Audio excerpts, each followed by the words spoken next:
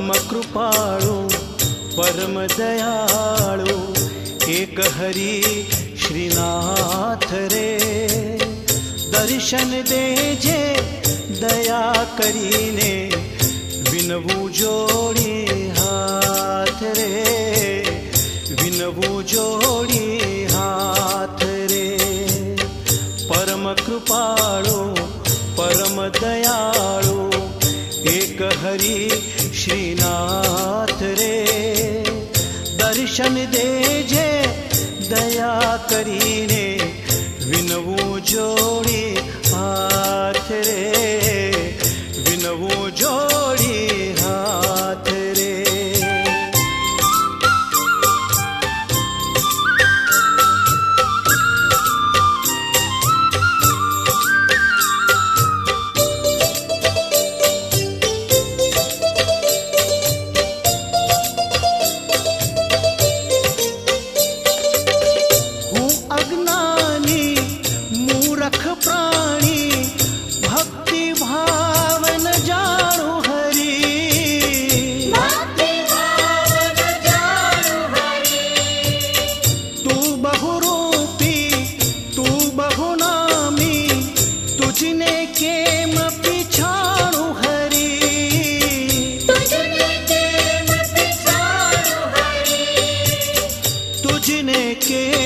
पिछाणु हरि तू तो स्वामी अंतर्यामी।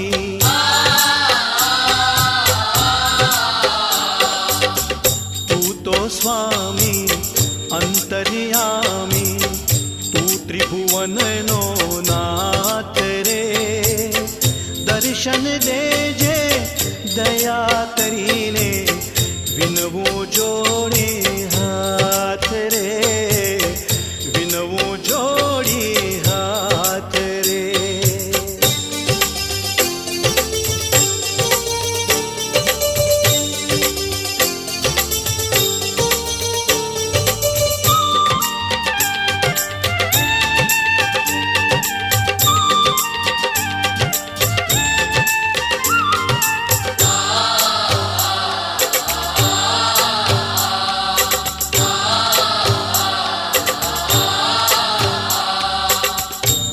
जगत्राता विश्वविधाता तू करुणा निधान हरि।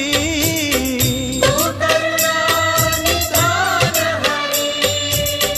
तू वरदायक यदुकुल नायक तू जीवन तू प्राण हरि।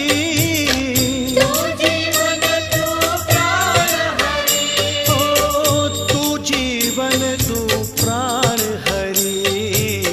त्रिकाल ज्ञानी त्रिकम तू तो।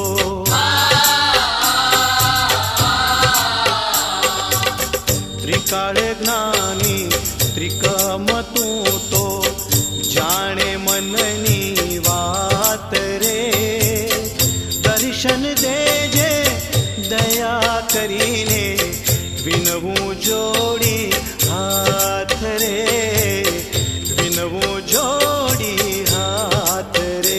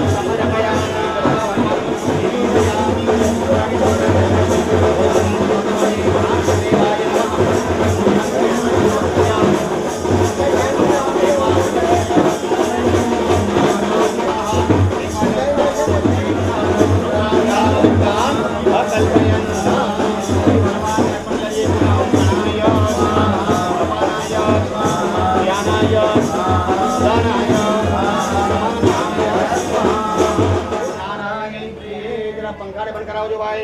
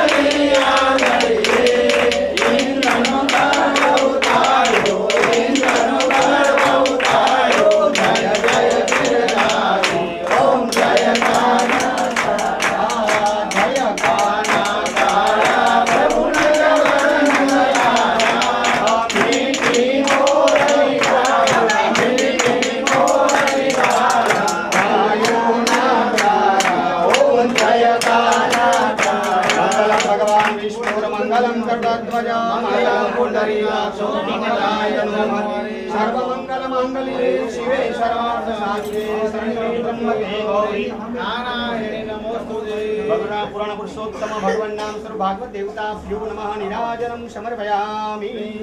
देवताभिवन्दनं मातृपत्रावि दोजरा पुष्पमाजलेस्ते हृदयकमलमाल्ये देवार्षाकरोतु नाना सुगन्धि पुष्पाणि ऋतुकालोद्भवानि च भगवान नाम स्वरूप भागवत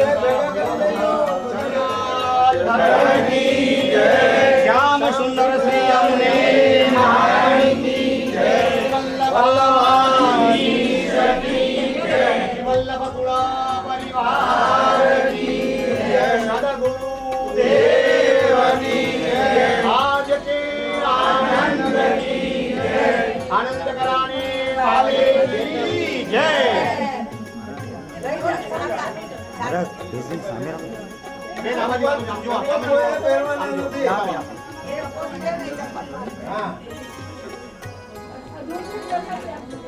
एक ग्लास भी આવતા જાઓ બધા યજમાનો ભાગવતી માથે પધરાવવાનું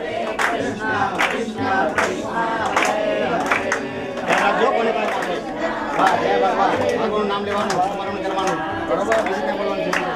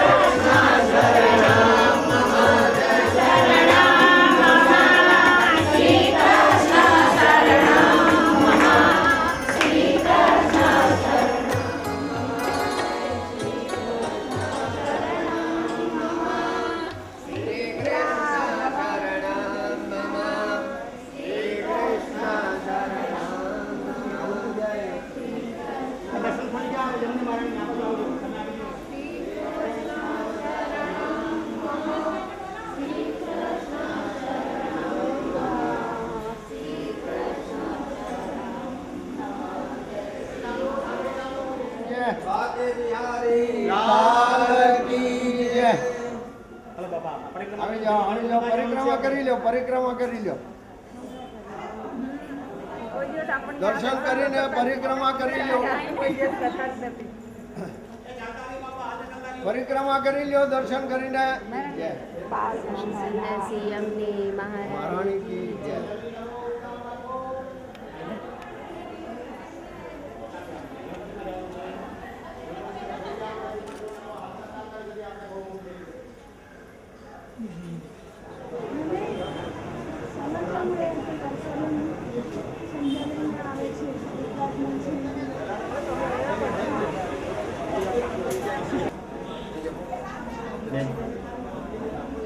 અંતર તેનો આવતા જાઓ. ગણપતિ બાપાને પ્રાર્થના કરો. દાદા સવારે પૂજા થઈ ગયું, શાંતિથી સ્થાપન થયું છે. ભગવાન ભાગવતજી સાથી અમને સહાય આપજો. નિરોગી બનીએ, પગે લાગી ચાલો આગળ વધવા માંડો. બીજા બેન આવો, ચાલો હાલતા જાઓ. સીધા આપણે હવે માતાજી બસ ભગવાન વિઘ્નેશ્વરાય વરદાય સુરપ્રિયાય લંબોદરાય સકલાય જગદીરાય.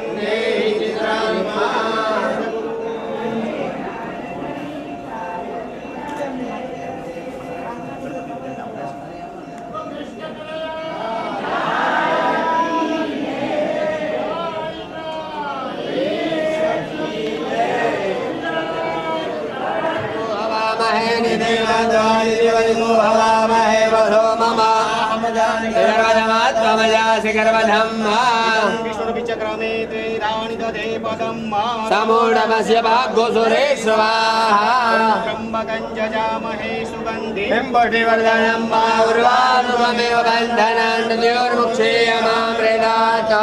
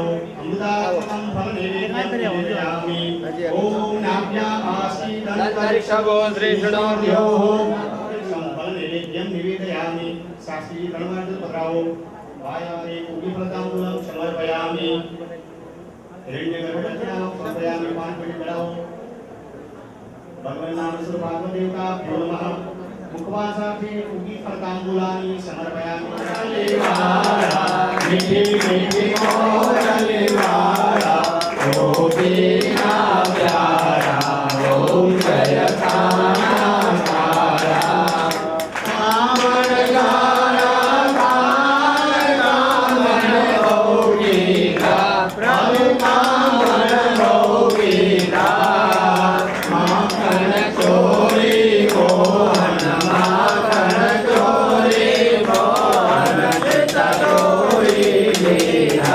ओम जय काना काला गोवर्धन तोयो प्रभु कचले आंगलिए कचले आंगलिए इंद्रनो गर्व उतारो इंद्रनो गर्व उतारो जय जय विधाई ओम जय काना काला गुण तनो तुझ मार में नहीं आवे प्रभु के में नहीं आवे मेरी वेद पुकारे मेरी वेद पुकारे पुनीत गुण गावे ओम जय काना काला जय काना काला नटवर नंदलाला प्रभु नटवर नंदलाला मीठी मोरली वाला मीठी मीठी मोरली वाला गायो ना प्यारा ओम जय काना काला कर्पूर गौरम करुणावतारम संसार सारम मुद्रेन्द्रहारम सदा वसन्तं हृदयारविन्दे भवं भवानी सहितं नमामि मङ्गलं भगवान् विष्णु मङ्गलं गरुडध्वज मङ्गलं पुण्डरीकाक्षो मङ्गलाय तनो हरे सर्वमङ्गलमाङ्गल्ये शिवे सर्वार्थसाधिके शरण्ये त्र्यम्बके गौरी नारायणी नमोस्तुते नारायणी नमोस्तुते नीराजनमर्पयामि जले श्रीविद्या पुष्पेण देवताभिवन्दनम् आरोग्यदा प्राप्त्यर्थे आत्माभिवन्दनम् अष्टोत्तरे समर्पयामि प्रार्थयेत श्रियपति यज्ञपति प्रजापति धियांपतिर्लोकपतिर्गणांपति पतिर्गतिश्चान्धकवृष्णि शाश्वतां प्रसिद्धतां मे भगवान् सतां पदे कृष्णाय वासुदेवाय हरे परमात्मने प्रणतक्लेशनाशाय गोविन्दाय नमो नमः सच्चिदानन्दरूपाय विश्वोत्पत्त्यादिहेतवे तापत्रय विनाशाय श्रीकृष्णाय वयं नमः सर्वपापक्षये भूतां प्रदक्षिणां ते परितः करोमि पदे नमस्कार करें माताए नमस्कार करें उदय गुरुदेव नमस्कार करें અને આરામથી અથવા શ્રવણ કરો એક જગ્યાએ બેસજો શ્રવણ કરવાનો પ્રયત્ન કરજો શ્રી ગોવર્ધનનાથ કી જય શ્રી गिरिराज धरण की श्याम सुंदर श्री यमुने की जय श्री वल्लभाधीश्वर की जय वल्लभ कुला परिवार की आज के आनंद श्री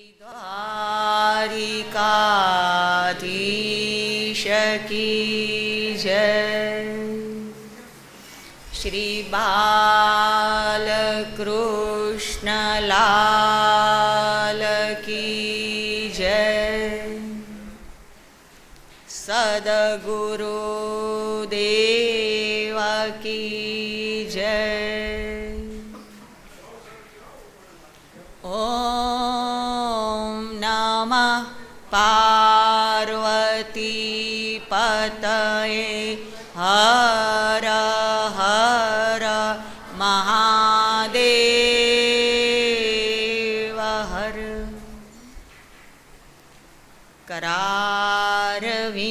करारविन्देन पदारविन्दं मुखारविन्दे विनिवेशयन्तं वटस्य पत्रस्य पुटे शयानं बालं मुकुन्दं मनसा स्मरामि श्रीकृष्ण गोविन्द हरे मुरारे हे नाथ नारायण वासुदेव जिह्वे पिबस्वा मृतमेतदेव गोविन्द दामोदर माधवेति विक्रेतु कामान् किल गोपकन्या मोरारिपादार्पितचित्तवृत्ति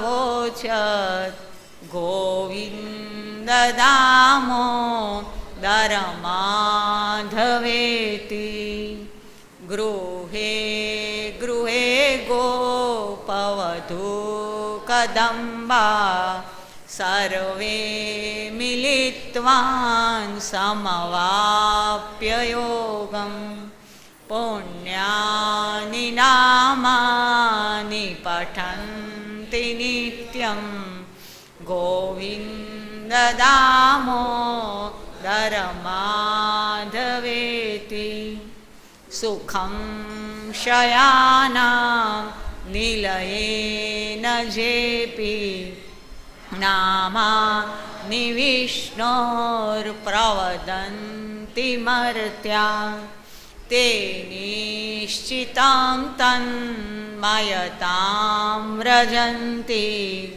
गोविन्द दामोदर माधवेति जिह्वे सदैवं भज सुन्दराणि नामानि कृष्णस्य मनोहराणि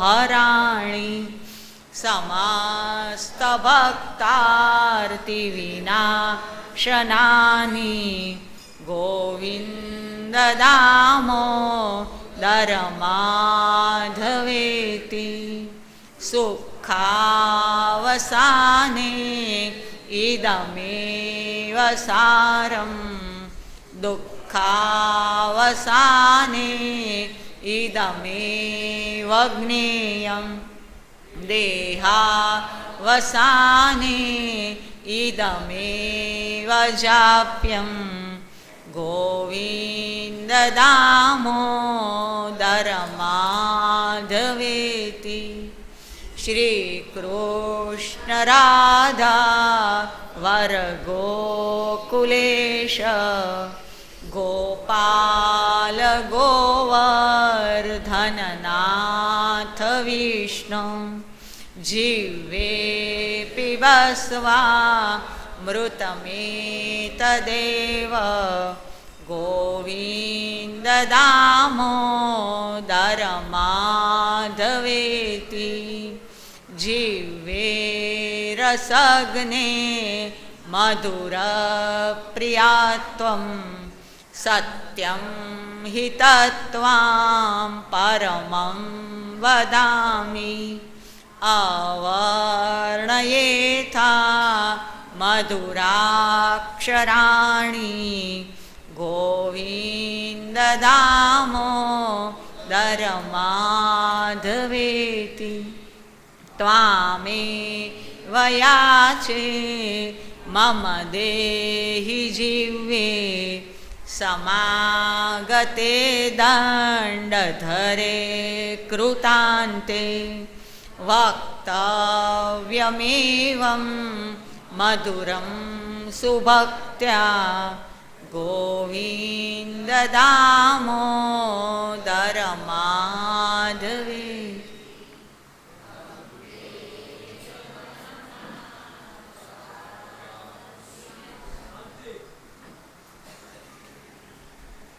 स्वस्ति श्री गणेशाय नमः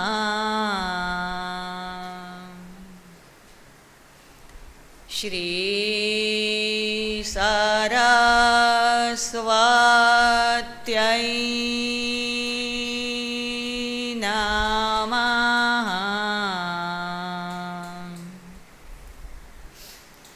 श्री गुरुभ्यो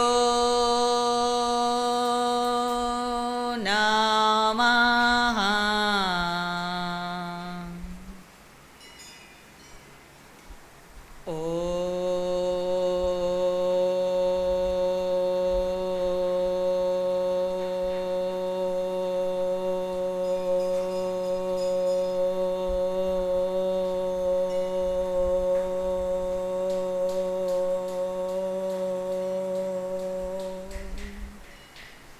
નમો ભગવતે વાસુદેવાય.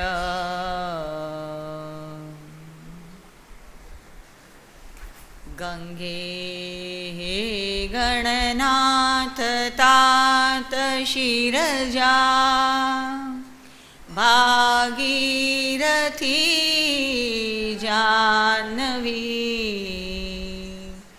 ગોવિંદે ચરણાંબુજા સુરસરી. કાત્યાયની કૃષ્ણદા. શુભ્રા સદ્ગુરુદેવ વાङ्मयी રૂપાં. પાપં જરાં નાશિની. વંદે સ્ત્વાં મનઃપાવનીં હરિકથાં. ગંગાં ચ ગંગાધરાં. નિરીહં નિરાકાર નિર્ગુણરૂપં સગુણં સાકારં સદાસ્મિતહાસ્યં. પરબ્રહ્મરૂપં પરાનંદરૂપં નમામિ વિભું રાધિકૃષ્ણં અનંતં. નમઃ રાધિકાयै ત્વદીયપ્રિયાयै. નમઃ ગોપિકાयै ત્વદીયાત્મજાयै. નમઃ વેણુનાદૈ પ્રાણસ્વરૂપૈ. નમઃ રેણુપાદૈ પરબ્રહ્મરૂપૈ. શ્રી કૃષ્ણ કૃષ્ણ હૃદયારૂઢ કૃષ્ણ કૃષ્ણ. શ્રી કૃષ્ણ કૃષ્ણ નયનારૂઢ કૃષ્ણ કૃષ્ણ. શ્રી કૃષ્ણ કૃષ્ણ મનસારૂઢ કૃષ્ણ કૃષ્ણ. શ્રી કૃષ્ણ કૃષ્ણ રસનારૂઢ કૃષ્ણ કૃષ્ણ. અનાદિ અપારં અનંતં અનંગં અમાની અનામી અનિહં અમિતં. અલક્ષ્યં અદૃશ્યં અખંડં અરૂપં. નમામિ હરિં અચ્યુतं સ્ત્વં અજસ્રં. કેશવં માધવં કૃષ્ણં સચ્ચિદાનંદરૂપકં. બાલકોऽહં સદા કાંક્ષે સેવા જન્મનિ જન્મનિ. નમસ્તે પુરુષાધ્યક્ષ નમસ્તે ભક્તવત્સલ. નમસ્તે ઋષિકેશાય નારાયણાય નમોસ્તુતે. શ્રીકૃષ્ણચંદ્રચરણૌ શરણં દદાતિ. શ્રીકૃષ્ણચંદ્રચરણૌ અભયં દદાતિ. શ્રીકૃષ્ણચંદ્રચરણૌ શમલં ધુનોતિ. श्रीकृष्णचन्द्रचरणौ विमलं करोति। जयतु जयतु देवो देवकीनन्दनोऽयं, जयतु जयतु कृष्णो वृष्णिवंशप्रदीप। जयतु जयतु राम राघवं राघवेन्द्रं, जयतु जयतु राधे रासक्रीडां रसिकाम्। सच्चिदानन्दरूपाय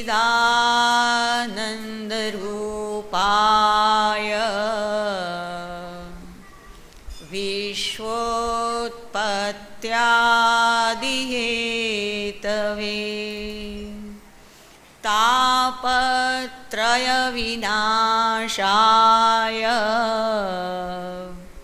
श्रीकृष्णाय वयं नुमः। यं प्रव्रजन्तमनुपेतमुपेतकृत्यं द्वैपायनो विरहकातर आजुहाव। पुत्रेति तन्मयतया तरवोऽभिनेदो स्त्वं सर्वभूतहृदयं मुनिमानतोऽस्मि।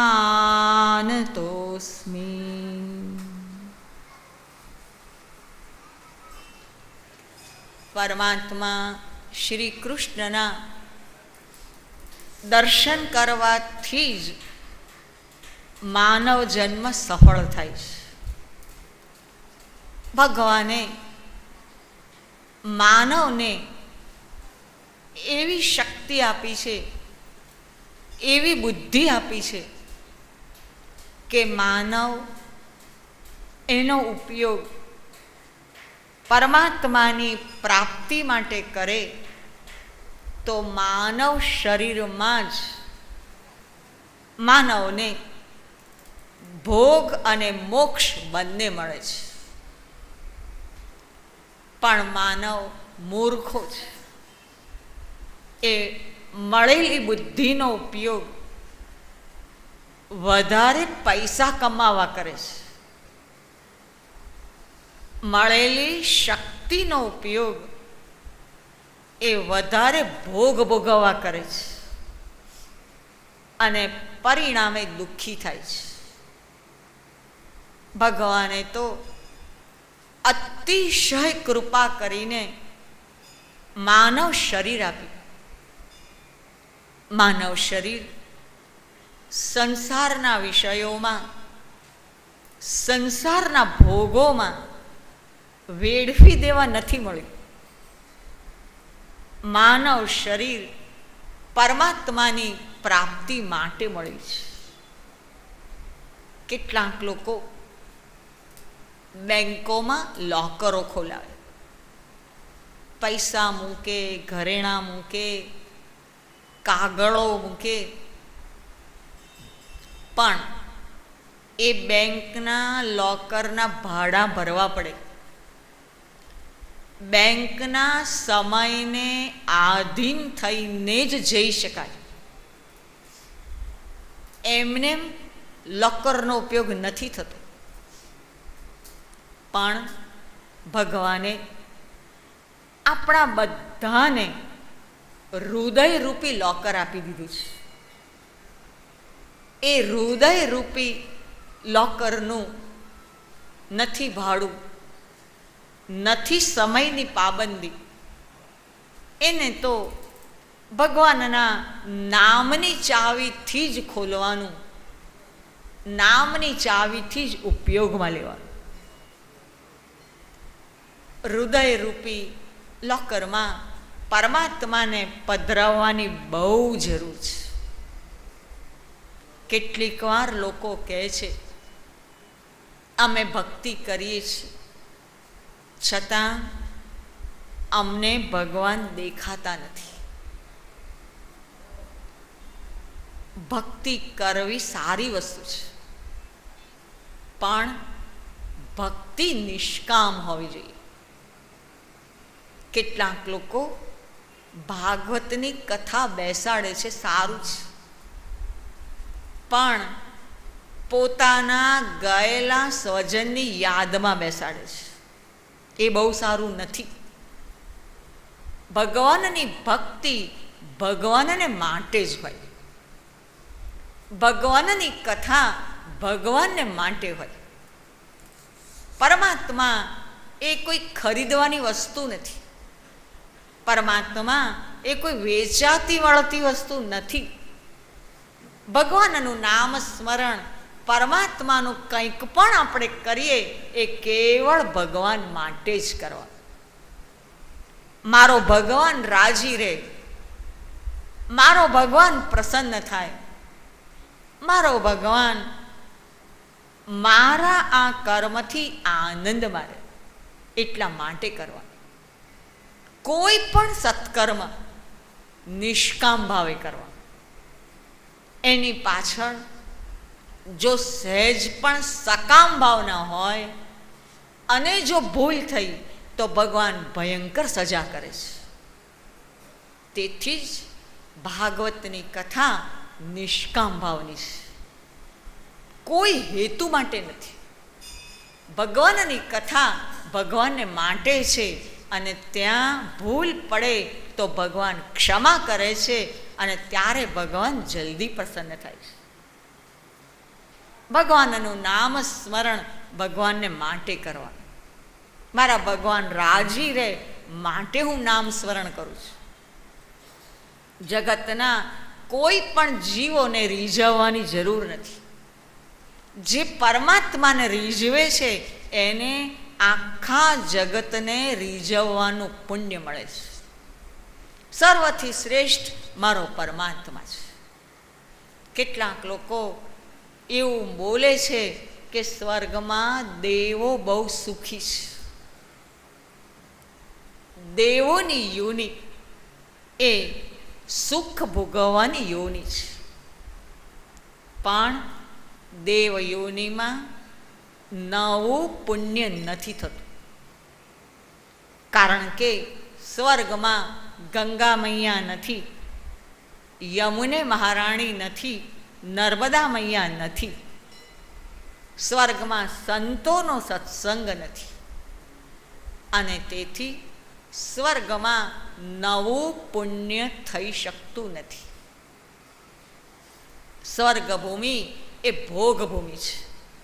એમાં તમે જે કંઈ પુણ્ય ઉત્પાદન કર્યા, પુણ્ય મેળવ્યા, પુણ્ય કમાયા, એ બધું જ ત્યાં વાપરી નાખવાની જગ્યા છે. ત્યાં ખિસ્સા ખાલી થાય તો પાછું પૃથ્વી ઉપર આવવું જ પડે છે.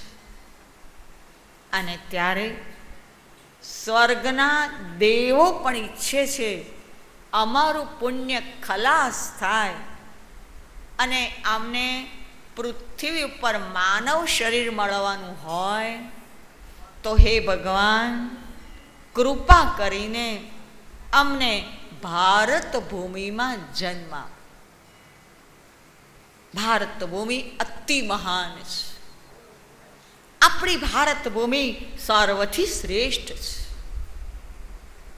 દેવો ઈચ્છા રાખે છે અહો અમીશામ કિમકારી શોભનમ, અમને ભારત ભૂમિમાં જન્મ આપો. આપણે બધા બહુ ભાગ્યશાળી છીએ, આપણને ભારત ભૂમિમાં જન્મ મળ્યો છે. ભારત ભૂમિ ત્યાગ ભૂમિ છે. ભારત ભૂમિ એ ભોગભૂમિ નથી. અને તેથી ભારતમાં જન્મ મળે એનો મતલબ એ ભગવાન આપણી ઉપર બહુ કૃપા કરી છે. ભગવાન ઈચ્છે છે આ જીવને મેં ભારતમાં જન્મ આપ્યો તો હવે એ જલ્દી મારામાં રત બને. ભાયામ રતિ, ભગવાનમાં જે રત બને, પરમાત્મામાં જે મળી જાય એવો જીવ મને જલ્દી મળે. ભારત ભૂમિ અતિ મહાન છે. પશુ યોનિમાં નવું પાપ નથી થતું. પશુ યોનિ એ કરેલા પાપ ભોગવવાની યોનિ છે અને તેથી પશુ ગમે તેવું પાપ કરે પણ એને લાગતું નથી. એક માનવનો જન્મ એવો છે કે માનવ ધારે તો પાપ છોડી શકે છે, માનવ ધારે તો પુણ્ય કરી શકે છે. પશુ પાપ નથી છોડી શકતા. બિલાડીને અજીર્ણ થયું હોય ને તો પણ એ ઉંદરને જોવે કે મારે છે. પશુ પોતાનો સ્વભાવ નથી સુધારી શકતા. પશુ યોનિમાં કોઈ પણ પશુને આપણે હસતા નથી જોતા. પશુ યોનિ પાપ ભોગવવા માટે છે અને તેથી દુઃખી છે. એક માનવ શરીર એવું છે, માનવ ધારે તો સ્વભાવ સુધારી શકે છે. ભાગવતની કથા માનવના સ્વભાવમાં પરિવર્તન લાવવા માટે છે. ભાગવતની કથા માનવને સુધારવા માટેની છે, માનવના જીવનને પલટવા માટેની છે. તેથી ભાગવતની કથા કરનારો અને સાંભળનારો બંનેની ફરજ છે કે ભાગવતજીમાં આવતા એક એક સિદ્ધાંતો અનુસાર પોતાનું જીવન ઘડે. કથા માત્ર કરવાથી કે કથા માત્ર સાંભળવાથી બહુ ફાયદો નથી. હા, કથા પાપ બાળે છે, સાચું છે, પણ ક્યારે? કેટલાક લોકો એવો વિચાર કરે કે આટલા મોટા પાપ કર્યા, હવે એક કથા સાંભળો કે પાપ બળી ગયા, પછી નવા પાપ કરો, પછી ફરી કથા સાંભળો. એવું નહીં. ભગવાન આપણા પાપ ત્યારે જ બાળે જ્યારે કથામાં આપણે નિયમ લઈએ, હવે હું બીજું પાપ નહીં કરું. પાપ છોડીએ તો જ આપણા અત્યાર સુધીના પાપ ભગવાન કથા દ્વારા બાળે. પણ માનવ એવું કરતો નથી. મંડપમાં બેઠો હોય ને ત્યાં સુધી ડાયો હોય, પણ જેવી કથા પૂરી થઈ કે તરત જ મન પાપ કરવા દોડે છે અને પરિણામે કથાનું શ્રેય મળતું નથી. એવું નહીં.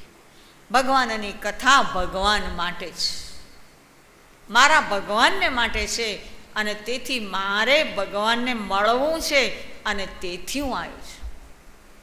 પ્રવૃત્તિ છોડવી સહેલી નથી, પણ કથા સાંભળવા બેસવું હોય તો પ્રવૃત્તિ છોડવી જ પડે છે.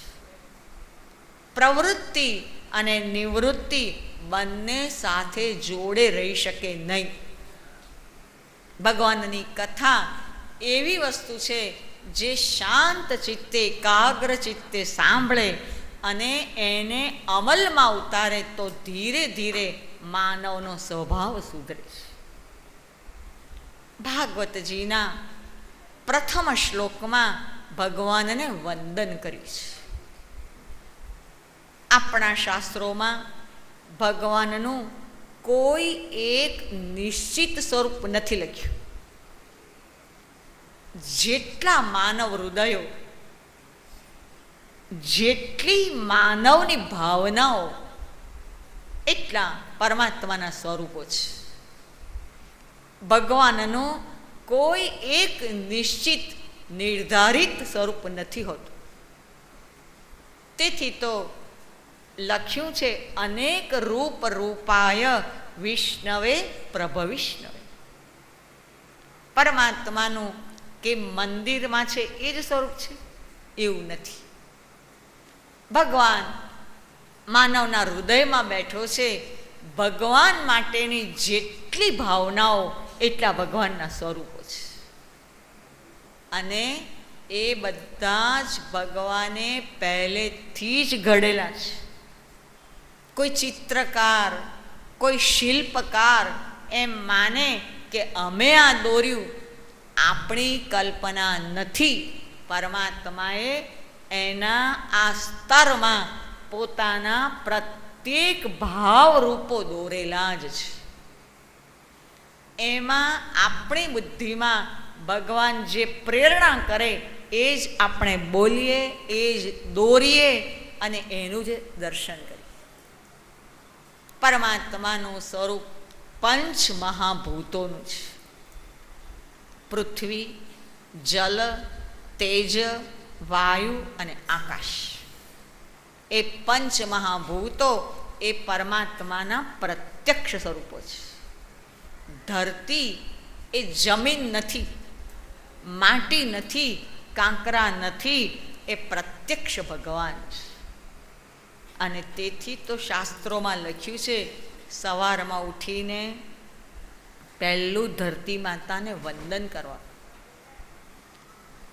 ડાબા શ્વાસ ચાલતો હોય તો ડાબે પગ પહેલો મૂકો, જમણો શ્વાસ ચાલતો હોય તો જમણા પગે, બંને ખુલ્લા હોય તો બંને પગે ધરતી પર પહેલા મૂકવાના. એને સુષુમ્ણા નાડી કહે છે. ધરતી માતાને વંદન કરીને કહેવાનું, આપની ઉપર હું મારો પગ પધરાવું છું, મને ક્ષમા કરો. સમુદ્ર વસને દેવી પાર્વતસ્તન મંડિતે વિષ્ણુ પત્ની નમસ્તુભ્યમ પાદ સ્પર્શ ક્ષમસ્વ. ધરતી માતાની ક્ષમા માંગવાની. આજનો યુગ જુદો છે. તે લોકોને ગુસ્સો આવે ને ત્યારે ધરતી ઉપર પગ પછાડે, હાથની વસ્તુઓ ફેંકે. ધરતી માતા બહુ મહાન છે એટલે ગળી જાય છે. પણ ક્વચિત ધરતી માતાને જો ક્રોધ આવે ને, બધાને અનુભવ છે, બધાને સાથે જ ઉપાડી લે. ધરતી એ માં છે. ધરતીમાં સુગંધ રૂપે પરમાત્મા વિરાજેલા છે. વિચાર કરો, ફૂલોમાં કેટલા છે. જુઈ, જાઈ, મોગરો, ગુલાબ, કેટલી તરેની સુગંધી છે. એ કોણે ભરી? કોઈ માનવની તાકાત નથી કે માટીમાંથી સુગંધી ઊભી કરે. પરમાત્માનું સ્વરૂપ છે અને તેથી સુગંધી છે. તિરુપતિ બાલાજીના સ્વરૂપમાં, સ્વરૂપ તો દ્વારિકાનાથ જેવું છે, પણ ત્રિપતિ શ્રીદેવી, લીલાદેવી અને ભૂદેવી. ધરતી માતા એ પરમાત્માના પત્ની છે. ધરતીના ધણી તો ભગવાન છે. કોઈ જીવ ધરતીનો ધણી ના થઈ શકે. ભગવાનનું સ્વરૂપ બહુ વિશાળ છે. જલ તત્વમાં રસરૂપે ભગવાન છે. અતિશય તરસ લાગી, કોઈ કહે કે ભાઈ પાણી નથી, 1000-2000 રૂપિયા કહો તો આપી દો, તો ચાલશે? તું લાખ રૂપિયા, પાણી વિના મારો જીવ નહીં બચે, મને પાણી જોઈશ. જલમાં રસ રૂપે ભગવાન છે.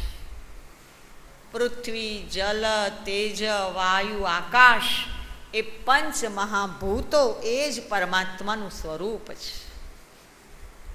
પ્રથમ ચરણમાં ભગવાનનું સ્વરૂપ બતાવ્યું છે સચ્ચિદાનંદ રૂપાય.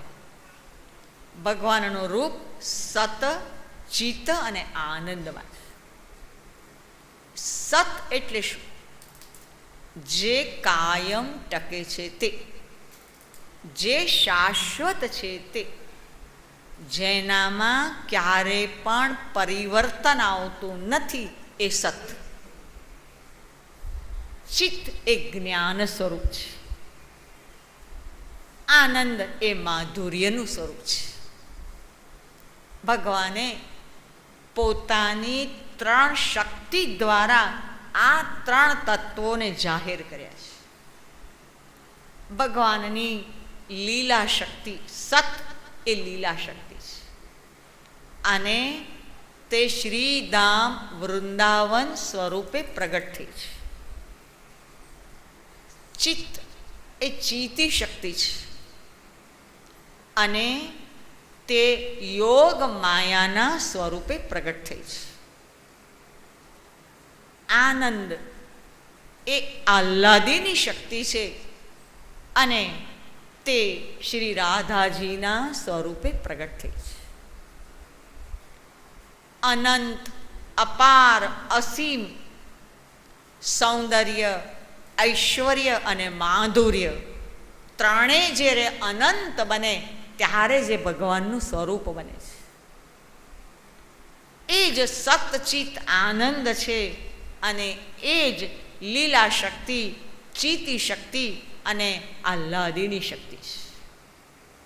ભગવાને આપણી પાસે ત્રણ વસ્તુ મૂકી છે. પહેલું એ આપણને સમજણ પડવી જોઈએ કે મારું જીવન બીજાને માટે છે.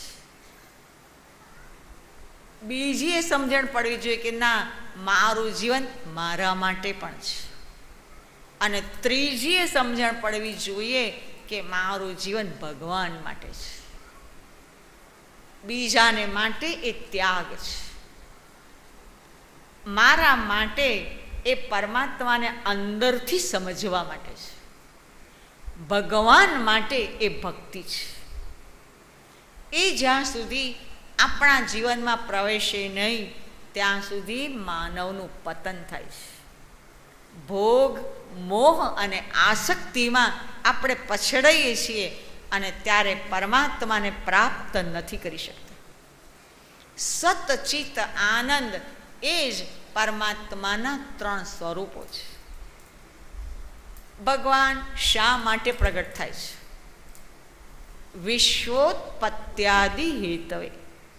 વિશ્વની ઉત્પત્તિ, સ્થિતિ અને લય એ ત્રણેયનું કારણ પરમાત્મા છે. ભગવાનની ઈચ્છા છે એટલે જગત ઉત્પન્ન થયું. ભગવાનની ઈચ્છા છે ત્યાં સુધી ટકશે અને ભગવાનની ઈચ્છા નહીં હોય ત્યારે આ જગત અસ્તિત્વમાં નહીં રહે. તાપત્રય વિનાશાય. આ જગતમાં જે કોઈ આવે છે એને ત્રિવિધ તાપનો સામનો કરવો જ પડે છે. આધિ ભૌતિક, આધિ દૈવિક અને આધ્યાત્મિક. એ ત્રણેય તાપ શમન કરવા માટે પરમાત્મા આવે છે. એવા ભગવાનના ચરણોમાં હું વંદન કરું છું. શ્રી કૃષ્ણાય વયમ નુમઃ. એકલા કૃષ્ણને વંદન નથી, શ્રી કૃષ્ણને છે. આપણા શાસ્ત્રોમાં શક્તિ વિશિષ્ટ બ્રહ્મની જ પૂજા લખી છે. જે બ્રહ્મ દેખાય નહીં, સંભળાય નહીં, તો એની ભક્તિ કેવી રીતે થાય? એની પૂજા કેવી રીતે થાય? પરમાત્મા શક્તિ વિશિષ્ટ બને ત્યારે જ દેખાય અને ત્યારે જ આપણા કામ કરે.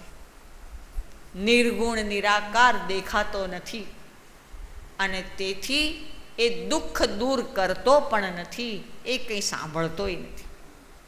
શક્તિ વિશિષ્ટ પરબ્રહ્મ એ જ આપણા દુઃખો સાંભળે છે અને એ જ દૂર પણ કરે છે. શ્રી કૃષ્ણાય, શ્રી એટલે શ્રી રાધાજી છે. આખા જગતનો આધાર શ્રી કૃષ્ણ છે, પણ શ્રી કૃષ્ણનો આધાર શ્રી રાધાજી છે. રાધા રાધા રાધા 3-4 વાર બોલીએ ને તો આધાર આધાર થાય છે. શ્રી કૃષ્ણ પાસે તો રાક્ષસ રાક્ષસ રહી શકે છે. ભગવાન રાક્ષસને મારે છે એનો મતલબ શું? કે રાક્ષસ એની પાસે ગયો અને રાક્ષસ રૂપે જ રહ્યો, ત્યારે ભગવાને મારે. પણ શ્રી રાધાજી તો જગત જનની છે. એ કરુણામયી છે, વાત્સલ્યમયી છે. રાધાજીને બધાની દયા આવે છે. કોઈક વાર જીવ પરમાત્માના દર્શન કરવા જાય ને તો ભગવાનને ક્રોધ આવે છે કે આ દુષ્ટ કર્મો કરીને આવ્યો છે, મારે એની સાથે નથી બોલવું. પણ રાધાજી આપણા માટે ભગવાનને મનાવે છે. રાધાજી કહે છે કે ભગવાન, આ જીવ દુષ્ટ છે, તમે તો સારા છો ને. આ જીવ લાયક નથી પણ તમે તો લાયક છો ને. એ શરણે આવ્યો છે, તમે એનો સ્વીકાર કરો. રાધાજી આપણા માટે પરમાત્માને મનાવે છે અને ત્યારે ભગવાન આપણો સ્વીકાર કરે છે. એક સાધારણ માં પોતાનો દીકરો ઝઘડો કરીને ગયો હોય પણ ખાધા વિના ગયો હોય તો બપોરના 2 વાગે ને તોય માં રાહ જોતી બેસી રહે કે દીકરો આવશે પછી સાથે જમીશ. એક સાધારણ માં પોતાના દીકરાના અપરાધોને ક્ષમા કરે છે. આ તો જગત જનની છે. રાધાજીને કોઈ ખરાબ દેખાતું જ નથી અને તેથી રાધાજી પાસે ગમે એવો દુષ્ટ જીવ જાય ને એની દુષ્ટતા ટકતી જ નથી. એ પીગળી જાય છે. પ્રેમ પાસે એ પીગળી જાય છે. પ્રથમ શ્લોકમાં રાધા કૃષ્ણને વંદન કર્યું છે. ભાગવતજીની શરૂઆત વંદનથી જ છે અને ભાગવતજીની પૂર્ણાહુતિ પણ વંદનથી જ છે. તમ નમામિમ હરિમ પરમ. વંદન ભક્તિ ક્યારે થાય? જ્યારે દર્શન થાય ત્યારે. કોઈ હવામાં વંદન નથી કરતું, કોઈ દેખાય ત્યારે વંદન થાય છે. શરૂઆતમાં પહેલા શ્લોકમાં રાધા કૃષ્ણને વંદન છે. પછી બીજા શ્લોકમાં શુકદેવજી મહારાજને વંદન છે. વ્યાસ નારાયણને થયું કે મેં ભાગવતજીની રચના તો કરી પણ ભાગવતને સમજવા વાળું પાત્ર બહુ વિરલ જોઈએ. જે પરિપૂર્ણ જ્ઞાની છે, પરિપૂર્ણ વૈરાગી છે, પરિપૂર્ણ ત્યાગી છે, એ જ આ પ્રેમ શાસ્ત્રને સમજી શકશે. શ્રી કૃષ્ણમાં 100% પ્રેમ ન હોય તે સિવાય કોઈ ભાગવતની કથાનો અધિકારી નથી. ભગવાનમાં 16 પ્રેમ હોવો જોઈએ તો જ ભગવાન આપણી બુદ્ધિમાં પ્રવેશ કરે અને એમની લીલાઓના દર્શન આપણને કરાવે. પરમાત્મા પ્રત્યે 16 લગાવ હોવો જોઈએ. તેથી વ્યાસ નારાયણે વિચાર કર્યો એવો પરિપૂર્ણ ત્યાગી જ્ઞાની તો શિવજી સિવાય કોઈ નથી.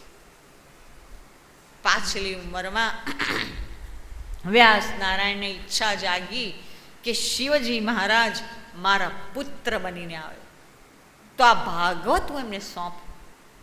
ભાગવત બીજા કોઈને સોંપાય એવું નથી. વ્યાસ નારાયણે આરાધન કર્યું છે પણ શિવજી મહારાજ તો અજન્મા છે. એ જન્મ લેતા નથી. તેથી એમના શરીરમાંથી રુદ્રાંશ પ્રગટ થયો. એ રુદ્રાંશ પ્રગટ થયો એણે વ્યાસ નારાયણના પત્ની વાટિકાજી એની સામે નજર કરી. કેટલાક ગ્રંથોમાં વ્યાસ નારાયણના પત્નીનું નામ અરણી દેવી પણ લખ્યું છે. વાટિકાજીના સામે નજર કરી અને વાટિકાજી સગર્ભા થયા. પણ 16 વર્ષ વીતી ગયા, ગર્ભસ્થ શિશુ બહાર આવતું નથી. ત્યારે વ્યાસ નારાયણને ચિંતા થઈ. એમણે ભગવાનને પ્રાર્થના કરી. આકાશવાણીથી સંભળાયું છે કે બહાર કેમ આવતા નથી? ગર્ભસ્થ શિશુએ અંદરથી જ જવાબ આપ્યો કે મને તમારી માયાનો બહુ ડર લાગે છે. સંસાર એ કાજળની કોટડી છે અને કાજળની કોલસાની ખાણમાં કાજળની કોટડીમાં કોઈ પ્રવેશ કરે અને એવું અભિમાન રાખે કે મને કાળો ડાઘો નહીં લાગે, એ તો શક્ય જ નથી. તમારી માયા બહુ બળવાન છે, મને માયા લાગી જાય એવો ડર છે. આકાશવાણીએ કહ્યું છે મારું તમને વચન છે, તમને મારી માયાનો સ્પર્શ પણ નહીં થાય, તમે બહાર આવો. ભગવાને જ્યારે વચન આપ્યું છે ત્યારે 16 વર્ષનો નગ્ન દિગંબર યુવાન પુત્ર બહાર આવ્યો, અને જેવો બહાર આવ્યો એવો જ દોડવા લાગ્યો. વ્યાસ નારાયણે જોયું કે દીકરો તો દોડતો જાય છે, એ તો વનમાં જતો રહે છે. ત્યારે વ્યાસ નારાયણ એની પાછળ દોડ્યા છે, હે પુત્ર તું પાછો આવ. ત્યારે શુકદેવજી મહારાજે વૃક્ષ મારફતે સંદેશો આપ્યો છે. વૃક્ષોએ કહ્યું છે કે વ્યાસ નારાયણ, તમે આટલા જ્ઞાની છો અને દીકરા માટે રડો છો? તમારા કરતાં તો અમે મહાન, કે અમારા દીકરાને લોકો પથ્થર મારીને તોડે છે, કાપે છે, ખાય છે, અને છતાં અમે બોલતા નથી. ફળ, ફૂલ, શાક એ વૃક્ષોના દીકરા છે. અમે મૂંગા સહન કરીએ છીએ. વ્યાસ નારાયણે સાંભળ્યું છે, પણ એ રહી શક્યા નથી. એ પોતાના દીકરાની પાછળ દોડ્યા. ત્યારે શુકદેવજી મહારાજ દોડતા ગુજરાતમાં નર્મદા કિનારે આવ્યા છે.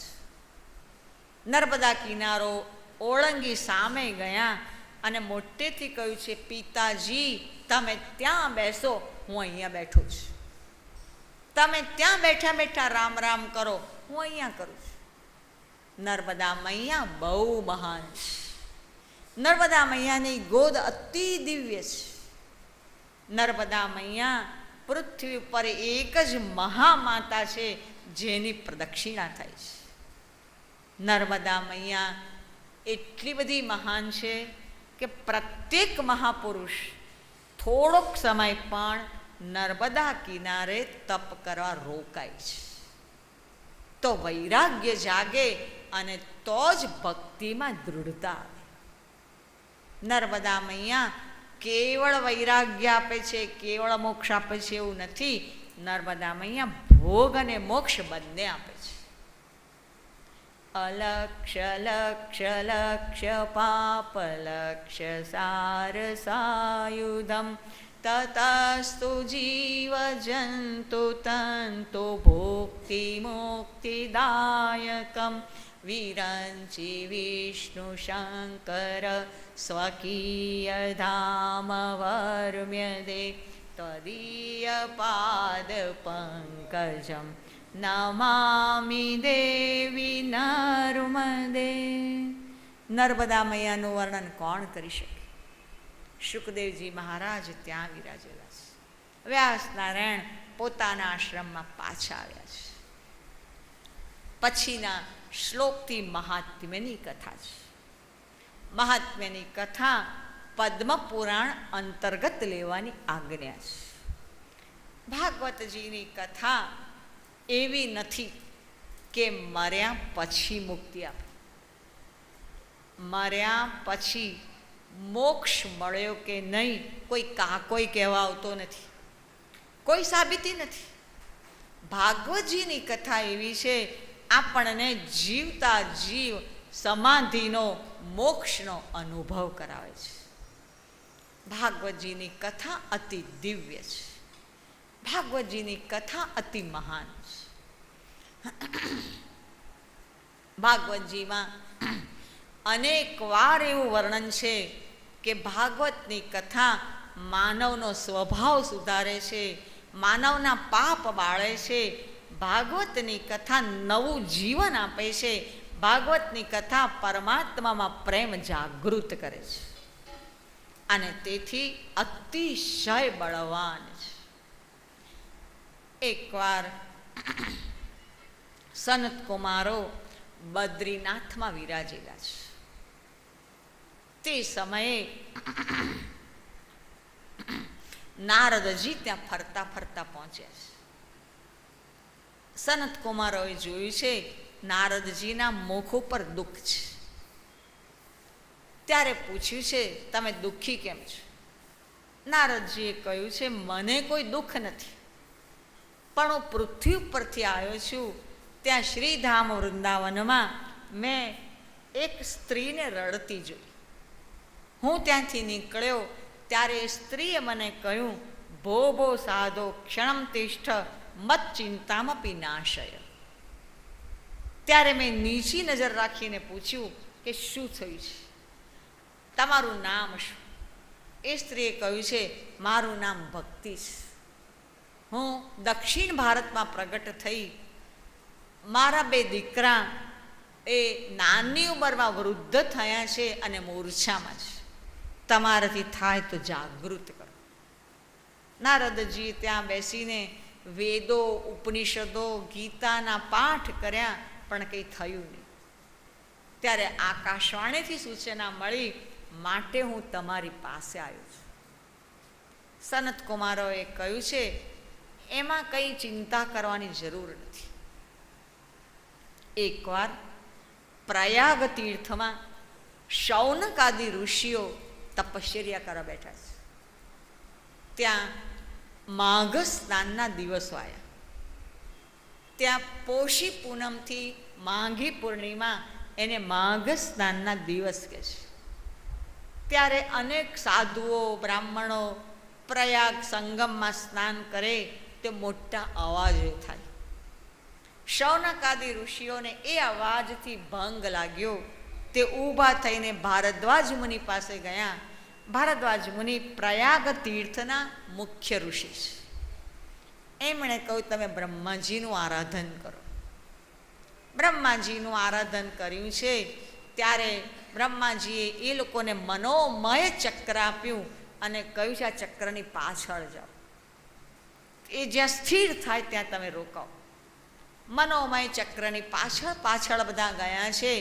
નૈમિષારણ્યમાં એ ચક્ર સ્થિર થયું. ભારત ભૂમિમાં 5-7 અરણ્યો મહાન માન્યા છે. બદ્રિકારણ્ય, દારૂકારણ્ય, સેવારણ્ય, ધર્મારણ્ય, નૈમિષારણ્ય એ મહાન છે. ત્યાં ઋષિઓએ મુકામ કર્યો છે. એ લોકો પોતપોતાના નિત્ય નૈમિતિક કર્મો કરીને બેઠા છે. અને ત્યારે થયું, કોઈ સંત આવે તો સારું, સત્સંગ થાય. તે સમયે સૂતજી ગંગા કિનારેથી પાછા ફરતા હતા. શૌનક ઋષિએ એમનો સત્કાર કર્યો, પૂજન કર્યું અને વિનંતી કરી છે, અમને સત્સંગ કરાવો. સૂતજીએ કહ્યું, તમે બધા મહાન છો, તમને કોઈ સત્સંગની જરૂર નથી, પણ તમે લોકો મારા મુખેથી સાંભળવા માંગો છો તો હું એવું માનું છું કે તમે લોકોએ આજે મારી વાણીને પવિત્ર કરવાનો સમય આપ્યો અને તેથી હું તમારો ઋણી છું, આભારી છું. મમત્વેતામ વાણી ગુણકથન પુણ્યેન ભવત. અન્યથા વાણી તો નિંદામાં, ટીકામાં જ વપરાય છે. મારી વાણીને પવિત્ર કરવાનો તમે અવસર આપો. હું ગંગા કિનારેથી આવું છું. ત્યાં મારા સદગુરુદેવે પરીક્ષિતને જે કથા સંભળાવી એ યથામતી હું તમને કહીશ. ગંગા કિનારે પરીક્ષિત વિરાજેલા હતા. શુકદેવજી મહારાજે હજી કથા શરૂ નહોતી કરી. તે પહેલાં સ્વર્ગમાંથી દેવો આવ્યા છે. એમના હાથમાં અમૃતનો કુંભ છે. એ લોકોએ કહ્યું છે, તમે આ સ્વર્ગના અમૃતના બદલામાં અમને કથાનું અમૃત આપો. શુકદેવજીએ પરીક્ષિતને પૂછ્યું. પરીક્ષિતે કહ્યું, બંનેનો ભેદ તો બતાવો. શુકદેવજીએ સમજાવ્યું કે કથાનું અમૃત વાસના બાળશે અને ભગવાનના ચરણોમાં લઈ જશે. સ્વર્ગનું અમૃત તારું આયુષ્ય વધારશે, પણ પાપ પણ વધારશે. ત્યારે પરીક્ષિતે કહ્યું છે, મને કથાનું અમૃત આપો, મને સ્વર્ગનું અમૃત નથી જોઈતું. દેવોને શુકદેવજીએ કથાનું અમૃત નથી આપ્યું. ભાગવતની કથા અતિ મહાન છે. સૂતજી નૈમિષારણ્યમાં શૌનક આદિ 88,000 ઋષિઓ છે એને સંભળાવે છે. સનત કુમારોએ નારદજીને કહ્યું કે ગભરાવાની જરૂર નથી. ભક્તિ માતાના બંને બાળકો જ્ઞાન અને વૈરાગ્યને જાગૃત કરવા, યુવાન કરવા ભાગવતની કથા સંભળાવો. નારદજીને આશ્ચર્ય થયું, ભાગવતની કથા? ભાગવતની કથામાં નવું શું છે? વેદો ઉપનિષદો સારાન જાતિ ભાગવતી કથા, એમાં શું છે? સનત કુમારો સમજાવે છે કે જીવનમાં બશેર દૂધ પીવા કરતાં ચમચી માખણ ખાવું સારું છે. દૂધનો સાર માખણ છે, એમ વેદ ઉપનિષદોનો સાર ભાગવત છે. માખણમાં જેમ વધારે શક્તિ છે એમ ભાગવતમાં વધારે શક્તિ છે. ફળ એ વૃક્ષનો સાર છે, ખાંડ ગોળ એ શેરડીનો સાર છે, એમ ભાગવતજી એ વેદ ઉપનિષદોનો સાર છે. ભગવાન જ્યારે સ્વધામ પધારવાના હતા, ઉદ્ધવજી બહુ રડતા હતા, ત્યારે ભગવાને ભાગવતજીમાં પોતાનું તેજ સમાવ્યું છે. ભાગવતજી ભગવાનનું વાંગમય સ્વરૂપ છે. ઇત્યેષા વાંગમય મૂર્તિ પ્રત્યક્ષ વર્તતે હરે સ્પર્શના દર્શના ધ્યાનાત પૂજનાત પાપમોચીની. ભાગવતજી એ કોઈ પુસ્તક નથી, અક્ષરો નથી, એ પરબ્રહ્મ પોતે જ સાક્ષાત પરમાત્માનું સ્વરૂપ છે. તમે ભાગવતજીની કથા કરો. નારદજીએ કહ્યું છે આપ લોકો જ કરો. સનત કુમારોએ કહ્યું છે ભાગવતજીની કથા ગંગા નદીના કિનારે આનંદ તટ ઉપર કરો. આનંદ તટ એટલે કરો. આદ્ય ગુરુ શંકરાચાર્ય મહારાજે લખ્યું છે, સાનંદ માનંદ વને વસંતમ આનંદ કંદમ હતપાપોરુંદમ વારાણસી નાથ મનાથ નાથમ શ્રી વિશ્વનાથમ શરણમ પ્રપ. કાશી આનંદ ભૂમિ છે, કારણ કે કાશીમાં ગંગા મૈયા ઉત્તર વાહિની છે. બીજે બધે જ ગંગાજી દક્ષિણ દિશામાં વહે છે, કાશીમાં ઉત્તરમાં છે. અને તેથી અપવાદ લખ્યો છે કે કલિયુગમાં ભલે પાપ થશે તો ગંગાજીનો પ્રવાહ લુપ્ત થશે, પણ કાશીમાં ગંગા મૈયા અખંડ રહેશે. કાશીમાં ગંગાજીનો બહુ મહિમા વર્ણન કર્યો છે. ત્યાં સનત કુમારોને કહ્યું છે તમે લોકો ત્યાં આવો. નારદજી ભક્તિ માતા અને એમના 2 બાળકોને લઈને ત્યાં આવ્યા છે. ભૃગુ ઋષિને થયું આટલો સુંદર સત્સંગ શરૂ થવાનો છે, તો જેટલા જણા એનો લાભ લે એટલું સારું છે. એક એક ઋષિઓના આશ્રમમાં ગયા અને બધાને કહ્યું છે તમે ચાલો, બહુ સુંદર કથા થાય છે, ભાગવતજીની કથા છે. ઋષિઓએ કહ્યું કે ભાગવત તો અમે અનેક વાર વાંચી નાખ્યું. વાંચીને નાખી દીધું એનો શું અર્થ? કથા વાંચી નાખવાની વસ્તુ નથી, સાંભળી નાખવાની વસ્તુ નથી, કરી નાખવાની વસ્તુ પણ નથી. કથા એક એક શબ્દ, એક એક સિદ્ધાંત આપણા જીવનમાં આત્મસાત કરવાની વસ્તુ છે. કથા સાંભળી નાખવાથી કોઈ ફાયદો નથી. એના કરતાં કોઈક મહાન સંત જે પોતાના અનુભવ ઉમેરીને સંભળાવતા હોય અને ત્યાં એવાના મુખેથી સાંભળવામાં આનંદ છે. સનત કુમારોની કથા સાંભળવા ભૃગુ ઋષિ આગ્રહ કરે છે. એમણે કહ્યું છે તમે ભલે વાંચી હોય પણ એકવાર સાંભળો. આખી ના સંભળાય તો અડધી, અડધી ના સંભળાય તો એક શ્લોક, અરે એક શ્લોક પણ ના સંભળાય તો 1/4 ભાગનો પણ તમે સાંભળો. ભૃગુ ઋષિને થયું આંગળી ચીંધવાનું પુણ્ય મને મળશે, આ લોકો કોઈ આવશે તો, એટલે આગ્રહ કરે છે. સનત કુમારો વ્યાસાસનમાં વિરાજેલા છે અને ભાગવતની કથાની શરૂઆત કરી, જય જયકાર કર્યો છે. મહાત્મ્યની કથામાં સમજાવવા માટે દૃષ્ટાંત આપ્યું છે. એમાં તુંગભદ્રા નદીના કિનારે આત્મદેવ નામનો બ્રાહ્મણ હતો. એના લગ્ન ધુંધુલી સાથે થયા હતા. તુંગભદ્રા નદી એટલે આ માનવ શરીર. માનવ શરીરમાં આત્મા બેઠો છે, એણે દેવ થવાનું છે. ધુંધુલી એટલે બુદ્ધિ. આત્મદેવ અનેક પ્રયત્નો કરે છે, છતાં એને ત્યાં એક સંતાન નથી. જ્યાં સુધી આ જીવ સત્સંગ ન કરે ત્યાં સુધી વિવેકરૂપી પુત્ર એને ત્યાં થતો નથી. સત્સંગની બહુ જરૂર છે. તો જ સાચા ખોટાનો, સારા નરસાનો વિવેક આપણને સૂઝે. આત્મદેવ કંટાળીને આપઘાત કરવા નદી કિનારે આવ્યો. ત્યાં એક સંત હતા, એમણે હાથ પકડી લીધો, પોતાની ઝૂંપડીમાં લાવ્યા અને પૂછ્યું છે કેમ મરે છે? ખાવાનું નથી મળતું? લે આ માંધું કરી તું ખા, તારો પ્રબંધ હું કરીશ. ત્યારે આત્મદેવે કહ્યું છે કે ભોજન તો પુષ્કળ પડ્યું છે, ખાવા વાળું કોઈ નથી, માટે હું તો મરવા આવ્યો છું. સંતે કહ્યું છે કે એમાં મરવાની શું જરૂર છે? દીકરો હોવો જ જોઈએ એવો કોઈ આગ્રહ રાખવાની જરૂર નથી. દીકરો હોવાથી સુખ છે એ તો ભ્રમ છે.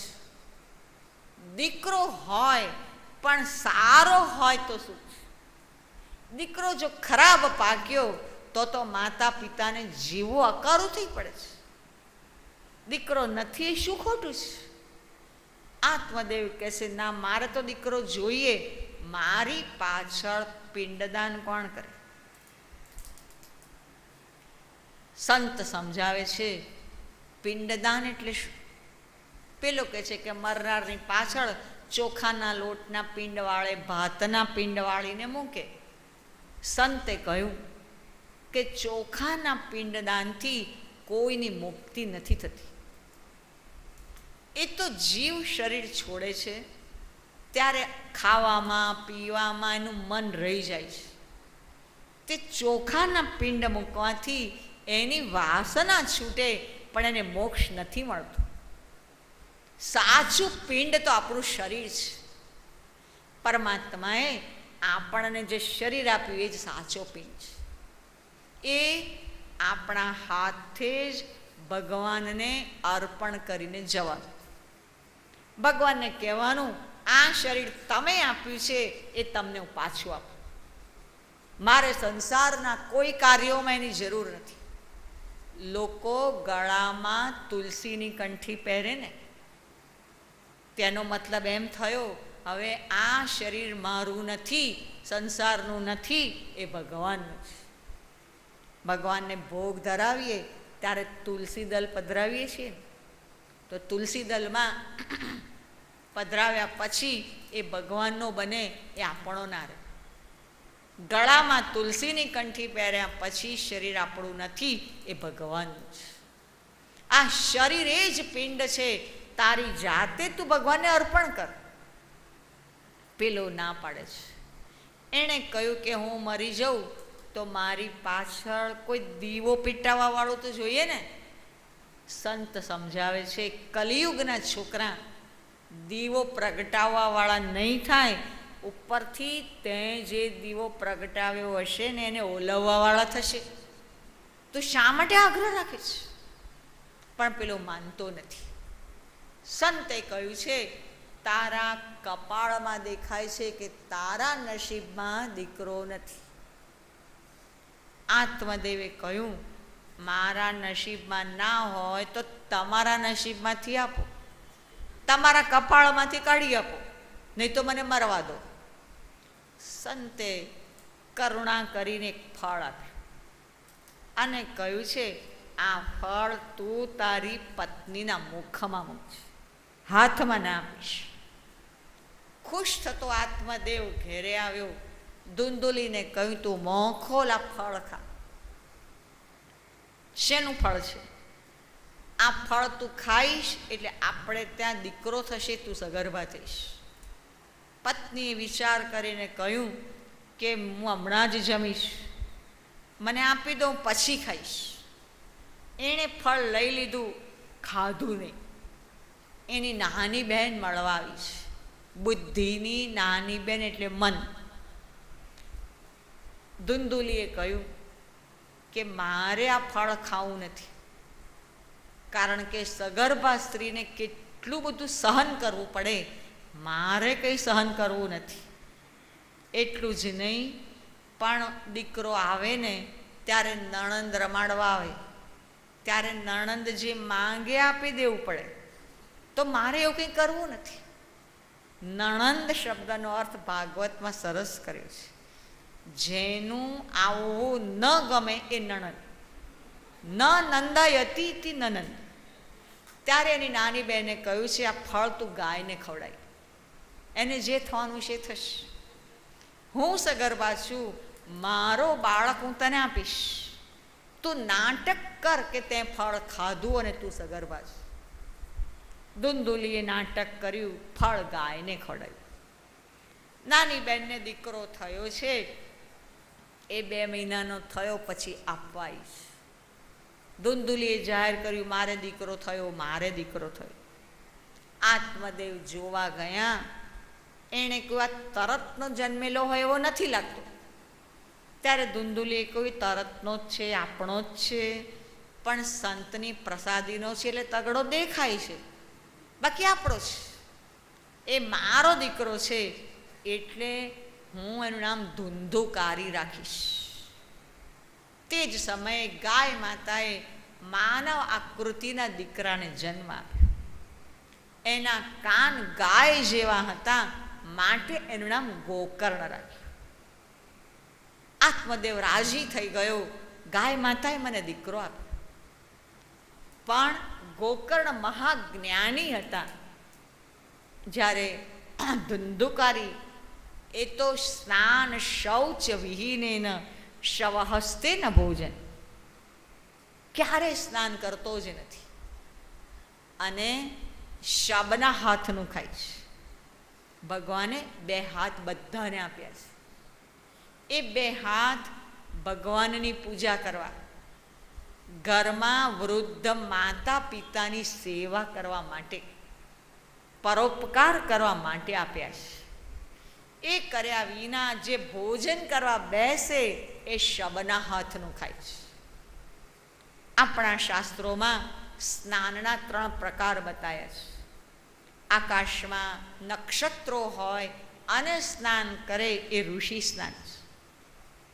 આકાશમાં તારાએ નથી અને સૂર્ય પણ બહાર આવ્યા નથી અને સ્નાન કરે એ માનવ સ્નાન છે. અને આકાશમાં સૂર્યનારાયણ બહાર આવી ગયા પછી ધીરે ધીરે ઉઠે, છાપું પકડે, પછી દાંતણ પકડે અને પછી નાય, એ રાક્ષસ સ્નાન છે. ભાગવતની કથા સાંભળવા રાક્ષસો નથી જતા, માણસ જાય છે. આપણે બધાએ ઓછામાં ઓછું માનવ સ્નાન તો કરવું જ જોઈએ. આત્મદેવ ધુંધુકારીની હરકતોથી ત્રાસી ગયા છે. ધુંધુકારી ચોરીઓ કરે, સ્ત્રીઓ વેશ્યાઓ ઘરમાં રાખે, તે આત્મદેવને બહુ દુઃખ થયું. ત્યારે ગોકર્ણજીએ પોતાના પિતાને સુંદર ઉપદેશ આપ્યો. ગોકર્ણજીએ પિતાને જે બોધ આપ્યો છે એ ભાગવતનો નિચોડ છે, કસ છે. દેહે સ્થિમાંસ રુધિરે ભીમતીમ ત્યજત્વ જાયા સુતાદિષુ સદા મમતામ વિમુંચ પશ્યાનિશમ જગદિદં ક્ષણભંગનિષ્ઠમ વૈરાગ્ય રાગ રસિકો ભવ ભક્તિનિષ્ઠમ ધર્મં ભજસ્વ સતતં ત્યજ લોક ધર્માન સેવસ્વ સાધુ પુરુષાન જહિ કામ તૃષ્ણામ અન્યસ્ય દોષ ગુણ ચિંતનમાશુ મુક્ત્વા સેવા કથા રસમહો નિતરામ પીબત્વમ. ગોકર્ણજી બોધ આપે છે, પિતાજી બહોત ગઈ, થોડી રહી. હવે તમે વનમાં જાઓ, તપ કરો, ભાગવતજીના 10મ સ્કંદનો રોજ નિયમથી પાઠ કરો. 10મ સ્કંદમાં 90 અધ્યાય છે. એક આસને બેસીને કરે 13-14 કલાક લાગે. કોઈકની ઝડપ હોય તો પણ 10-12 કલાક તો લાગે. તમે ત્યાં જાઓ, શરીરની મમતા છોડી દો. ભગવાનનું કામ એ જ સાચો ધર્મ છે. આત્મદેવ ઘર છોડીને વનમાં ગયા છે, ત્યાં દશમ સ્કંદનો એક આસને બેસીને નિયમથી પાઠ કરે. ધુંધુલી તો કૂવામાં પડીને આપઘાત કરે છે. ગોકર્ણજીને થયું મારે આવા ભાઈના ભેગું રહેવું નથી, હું યાત્રા કરવા છું. યાત્રા કરવા નીકળ્યા, ગયાજી ગયા, ત્યાં સમાચાર મળ્યા કે આત્મદેવને લેવા માટે ભગવાન આવ્યા હતા, એમનું શરીર છૂટી ગયું છે. ત્યારે પિતાજીનું શ્રાદ્ધ સરાવ્યું, એટલામાં સમાચાર આવ્યા કે ધુંધુકારીનું શરીર પણ છૂટી ગયું. વેશ્યાઓ એને પકડ્યો, બાંધ્યો અને માર્યો. વેશ્યાઓ ધન લઈને જતી રહી. તેથી ગોકર્ણજીએ ધુંધુકારીનું શ્રાદ્ધ સરાવ્યું અને જન્મભૂમિમાં પાછા આવ્યા છે.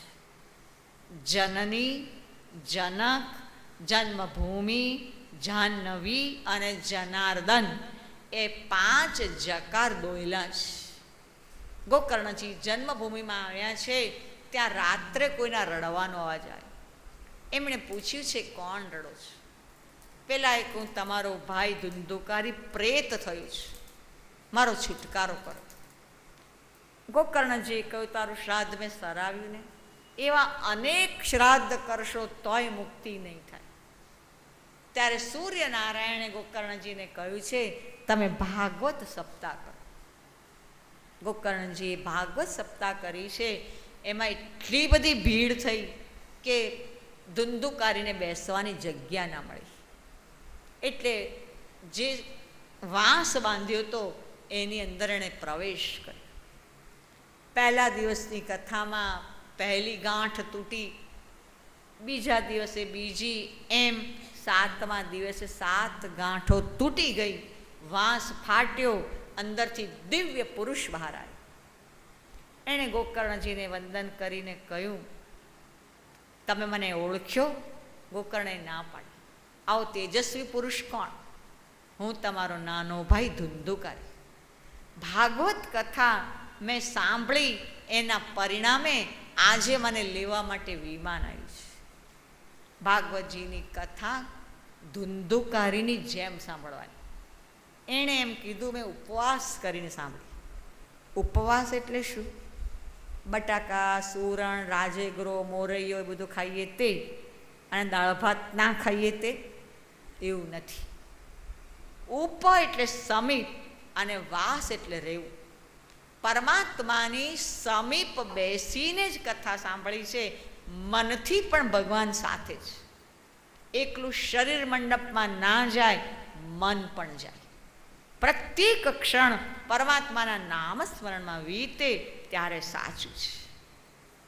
ભગવાનની કથા સાંભળ્યા પછી વાગોળવાની. ઘેરે ગયા પછી ભૂલી ગયા એવું નહીં. આજની કથામાં શું આવ્યું, મને શું લાગુ પડતું હતું, મારે સુધારવાની ક્યાં જરૂર છે? ગોકર્ણજીએ જોયું પોતાના ભાઈને તો મોક્ષ. પ્રત્યેક માનવના જીવનમાં અને માનવના મનમાં 7 ગાંઠો હોય છે.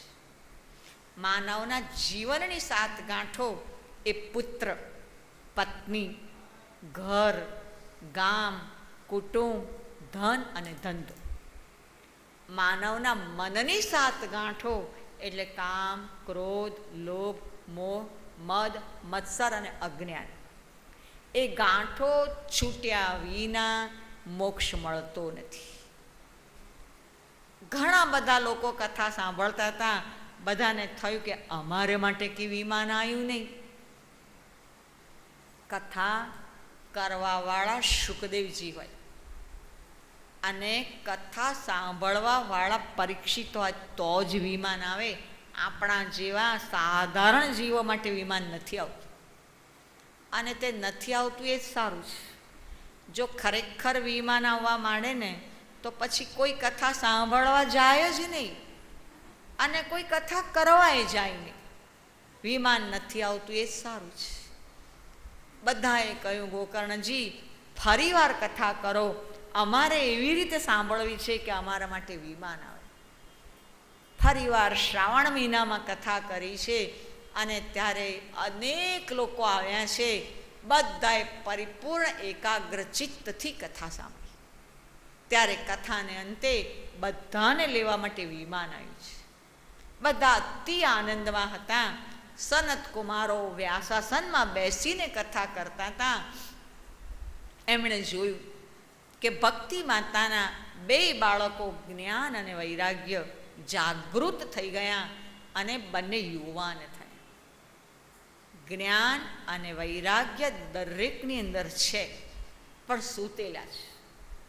ભાગવતજીની કથા એવી છે જે જ્ઞાન અને વૈરાગ્યને જગાડે છે, એને યુવાન કરે છે. છેલ્લા અધ્યાયમાં વર્ણન છે ભાગવતની કથા કરનાર વક્તા કેવો હોય, શ્રોતા કેવો હોય. વક્તા બ્રાહ્મણ હોવો જોઈએ. ત્રિકાળ સંધ્યા ગાયત્રી કરતો હોવો જોઈએ. ભાગવતજીના પ્રત્યેક સિદ્ધાંતોને એ દૃષ્ટાંત દ્વારા સરળ બનાવીને સમજાવવાની શક્તિવાળો હોવો જોઈએ. અને છેલ્લે લખ્યું છે ભાગવતની કથા કરનારો નિસ્પૃહી હોવો જોઈએ. ભાગવતની કથા કોઈ સ્પૃહાથી નહીં. હું મારા ભગવાનને માટે કરું છું, મારા ભગવાન સાંભળે છે અને મારા દ્વારા એ જ બોલે છે. હું કરી શકું એમ નથી, મારો ભગવાન કરે છે. નિસ્પૃહી હોવો જોઈએ. બહુ બધું સંભળાવ્યું છે. ભગવાનની કથા નિષ્કામ ભાવે કરવાની હોય ત્યારે બધા જ દિવસો શુભ છે, બધા જ મુહૂર્તો શુભ છે. એમાં કંઈ જોવાની જરૂર નથી. ભગવાનની કથા સાંભળતા બધાને અતિશય આનંદ થયો. બધા ઊભા થઈ ગયા છે. કોઈકના હાથમાં મંજીરા છે, કોઈકને ઢોલક છે, કોઈક સિતાર વગાડે છે. દરેક જણા અતિશય આનંદમાં છે. સનત કુમારોના મુખેથી કથા સાંભળી છે. અતિ આનંદમાં જીવ નાચે છે. અને નાચતા નાચતા શ્રીમન નારાયણ નારાયણ નારાયણ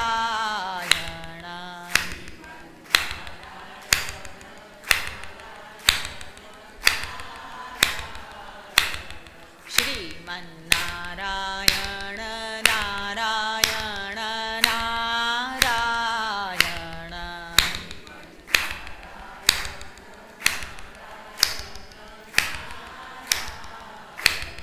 શ્રીમન નારાયણ નારાયણ નારાયણ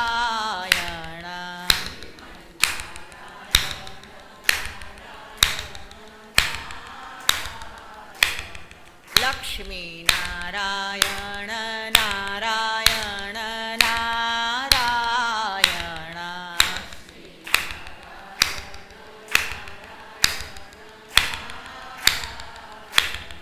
લક્ષ્મી નારાયણ નારાયણ નારાયણ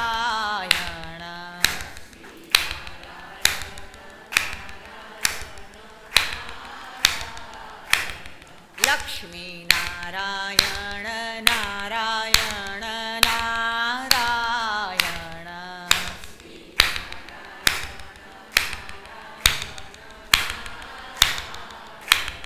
લક્ષ્મી નારાયણ નારાયણ નારાયણ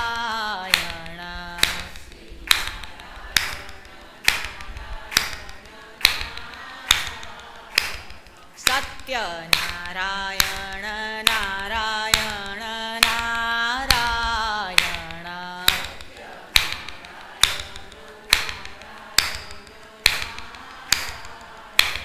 સત્ય નારાયણ નારાયણ નારાયણ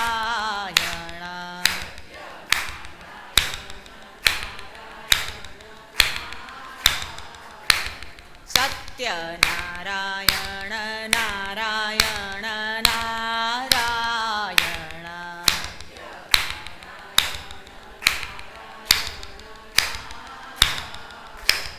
બદ્રી નારાયણ નારાયણ નારાયણ બદ્રી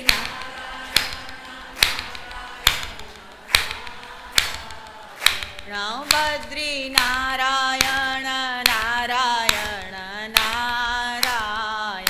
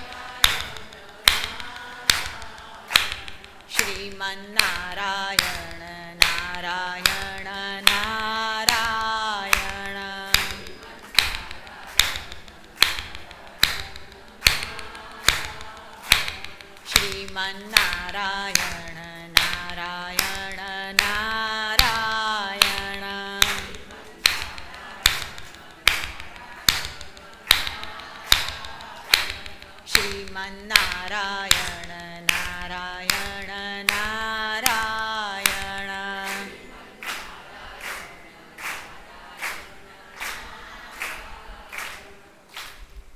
કથા એ યજ્ઞ છે અને કીર્તન એ દક્ષિણા છે. તેથી કથાને અંતે કીર્તન કરવું આપણી બધાની ફરજ છે. કીર્તન જીભથી કરવાનું, મોટેથી કરવાનું, તાલી પાડીને કરવાનું. ભગવાનનું કીર્તન જ્યાં સુંદર થતું હતું, ભગવાન પ્રગટ થયા છે. પૂછ્યું છે શું ઈચ્છા છે? સનત કુમારોએ કહ્યું છે, જ્યાં તમારું કીર્તન થતું હોય, કથા થતી હોય, ભજન થતા હોય, ત્યાં આપ પધારો. ભગવાને સ્વીકાર કર્યો છે. મહાત્મ્યની કથા અહીંયા પૂરી થાય છે. પ્રથમ સ્કંદની શરૂઆત છે. પ્રથમ સ્કંદના પ્રથમ શ્લોકમાં વ્યાસ નારાયણે મંગલાચરણ કર્યું છે. જન્માંદ્યસ્ય યતોન્વયાદિ તરતશ્ચાર્થ્વેષ્વભિઘ્ન સ્વરાટ તેને બ્રહ્મરુદાયાદિ કવયે મુહ્યન્તિ યત સૂરય તેજો વારી મૃદામ યથા વિનિમયો યત્ર ત્રિસર્ગો મૃષામ ધામ્ના સ્વેન સદા નિરસ્તકુહકમ સત્યમ પરમ ધીમહિ. વ્યાસ નારાયણે પ્રથમ શ્લોકમાં બધાને ધ્યાન ધરવાની સૂચના આપી છે. ધ્યાન એટલે શું, કેવી રીતે ધરાય, કોનું ધરાય, એ બધી કથા ભગવાન બપોરે 3:30 વાગે આપણને સંભળાવશે. શ્રી ગોવર્ધનનાથ કી જય. શ્રી ગિરિરાજ ધરણ કી જય. શ્રી લક્ષ્મી નારાયણ ભગવાન કી જય. સદગુરુ દેવ કી જય.